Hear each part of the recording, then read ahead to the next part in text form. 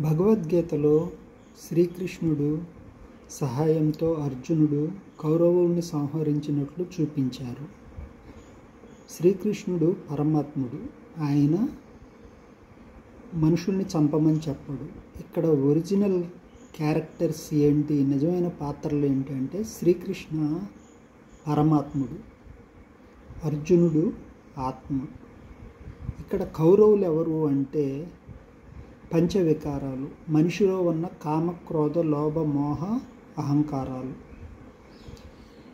ఈ యుద్ధంలో ఆత్మ పంచవికారాల మీద గెలిస్తే ఏమొస్తుంది అంటే స్వర్గం వస్తుంది. స్వర్గం అంటే సత్యత్రేతాయుగంలో జన్మలు.